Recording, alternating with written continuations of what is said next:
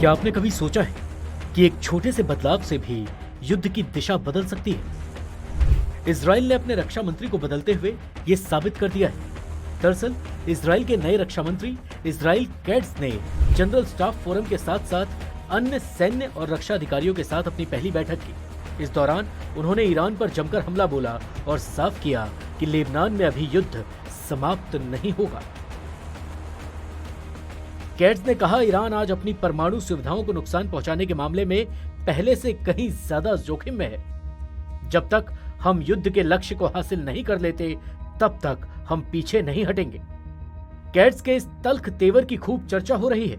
तो चलिए जानते हैं कौन है ये नए रक्षा मंत्री और अब युद्ध के बीच इजराइल की रणनीति में क्या बदलाव होने वाला है। इजराइल कैट्ज एक अनुभवी और सख्त नेता हैं जो इजराइल के लिकुड पार्टी से ताल्लुक रखते हैं। इनका राजनीतिक करियर काफी लंबा है और इन्होंने कई अहम मंत्रालयों का जिम्मा संभाला है, जैसे कृषि, परिवहन, वित्त और विदेश मंत्रालय।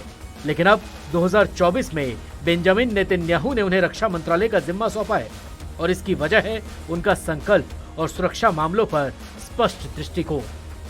कैट्ज का जन्म 1955 में अश्कलोन शहर में हुआ था, जो फिलिस्तीनी गांव मजदल के पास था। इसे इनके परिवार ने 1948 के नकबा में खाली कर दिया था। कैट्ज 1973 में इजरायली सेना में भर्ती हुए थे। वहां उन्होंने 4 साल तक पैराट्रूपर के रूप में काम किया। कैट्ज ने 1992 में और फिर 1996 में संसद का चुनाव लड़ा, लेकिन हार का सामना करना पड़ा।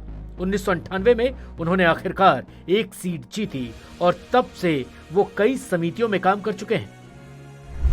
सरकार में रहते हुए उनके कुछ फैसलों को इजराइल के अति रूढ़िवादी समुदाय और देश के दूर दराज में रहने वालों के लिए फायदेमंद माना गया है। उन्हें बड़े पैमाने पर एक ऐसे व्यक्ति के रूप में देखा जाता है जो देश और व्यापक क्षेत्र के लिए नेतन्याहू के दृष्टिकोण के साथ चलेंगे। इजराइल कैट्ज का रुख काफी सख्त और स्पष्ट है। उनका मानना है कि इजराइल को अपनी सुरक्षा में कोई भी समझौता नहीं करना चाहिए, खासकर जब बात हो हमास और ईरान जैसी ताकतों से। उन्होंने पहले ही विदेश मंत्री के रूप में कड़े कदम उठाए थे, जैसे कि यूएन महासचिव गुटेरेस को इजराइल में प्रवेश से रोकना और हमास को सीधे तौर पर चुनौती देना।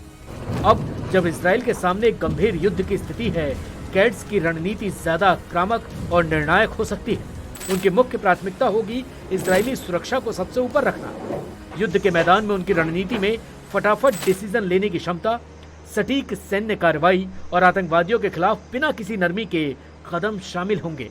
खासकर गाजा और लेबनान में इजराइल का दबदबा बनाए रखना उनकी पहली प्राथमिकता होगी।